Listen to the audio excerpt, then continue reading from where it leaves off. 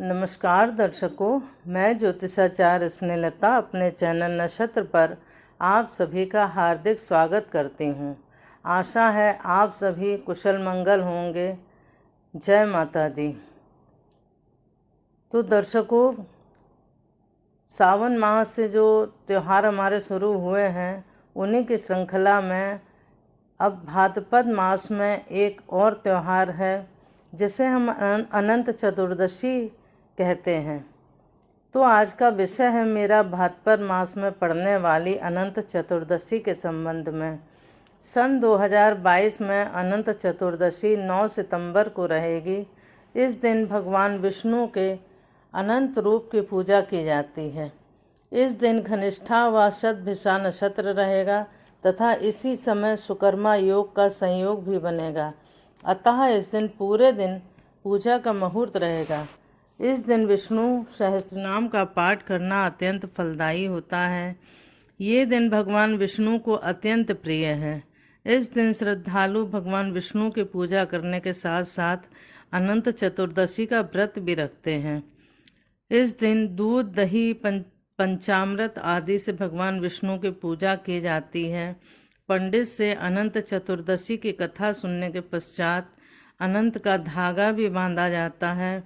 घरों में शुद्ध पकवान बनाकर भगवान को भोग लगाया जाता है। इसी दिन गणेश चतुर्थी के 10 दिवसीय अनुष्ठान का भी समापन होता है। अर्थात चतुर्थी के दिन जो गणेश स्थापना की जाती है उसका आज के दिन विसर्जन भी होता है। अब अनंत चतुर्दशी कब है, उसका सही समय क्या है, हम ये जानते हैं। हिंदू पंचांग के अनुसार भाद्रपद माह के शुक्ल पक्ष की चतुर्दशी तिथि 8 सितंबर गुरुवार को रात्रि 9:02 पर लग रही है, जो कि अगले दिन शुक्रवार की शाम 6:07 तक रहेगी। अतः उदया तिथि होने के कारण अनंत चतुर्दशी 9 सितंबर को ही मनाई जाएगी। इस चतुर्दशी के दिन रवि योग और सुकर्मा योग भी बने हुए हैं।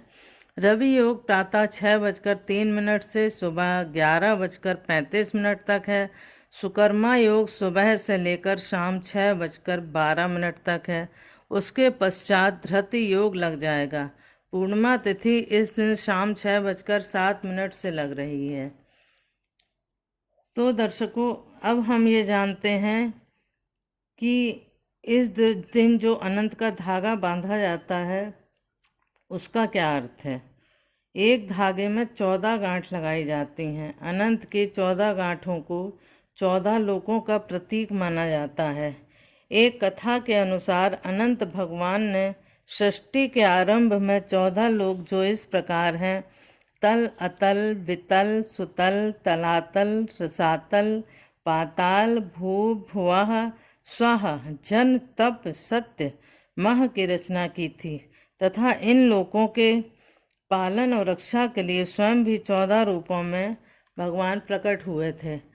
अनंत चतुर्दशी का व्रत भगवान विष्णु को प्रसन्न करने और अनंत फल देने वाला होता है तथा अनंत का जो धागा बांधा जाता है उसकी हर गांठ की भगवान विष्णु के नामों से पूजा की जाती है, जो इस प्रकार हैं।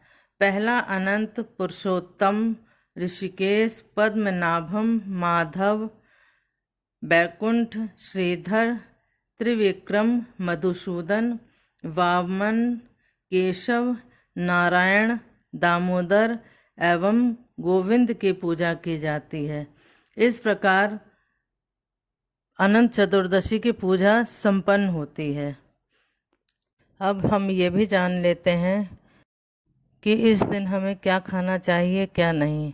तो दर्शकों, इस व्रत को करने वाले व्रती केवल फलाहार करें या बिना नमक वाला भोजन करें। अब हम अनंत चतुर्दशी की कथा के विषय में जानते हैं। कथा इस प्रकार है। प्राचीन काल में कौंडिन्य नामक ब्राह्मण द्वारा अनंत का अनादर करने से उसकी समस्त संपत्ति नष्ट हो गई थी। तब स्वयं अनंत ने एक बूढ़े ब्राह्मण के रूप में आकर कौंडिन्य को अनंत व्रत करने का आदेश दिया था। इस व्रत को करने से सब मनोरथ सफल होते हैं। इस व्रत को श्रद्धालु गण को व्रत धारण करने के बाद 14 वर्ष तक करना अनिवार्य होता है। 14 वर्ष के पश्चात वे अपनी सामर्थ्य के अनुसार इस व्रत को जारी रख सकते हैं। तो दर्शकों, अब मेरा विषय यहीं समाप्त होता है। यदि अनंत चतुर्दशी के विषय में जानकारी आप लोगों को पसंद आई हो तो कृपया मेरे चैनल को सब्सक्राइब करें, मेरे वीडियो को लाइक करें, शेयर करें। जय माता दी। धन्यवाद। अगर आप लोगों के कोई सवाल हो या समस्या हो या आप किसी विषय में जानकारी प्राप्त करना चाहते हैं तो कृपया कमेंट बॉक्स में लिखकर मुझे बताएं। मेरी पूरी कोशिश रहेगी कि मैं जल्द से जल्द आपके सवालों का जवाब दूं। और यदि आप कुंडली दिखाना चाहते हैं या बनवाना चाहते हैं तो आप मुझे फ़ोन करके मुझे अपनी समस्या बता सकते हैं, कुंडली दिखा सकते हैं या बनवा सकते हैं। वो सशुल्क होगी। मेरे फ़ोन नंबर आपको व्हाट्सएप पे मिल जाएंगे।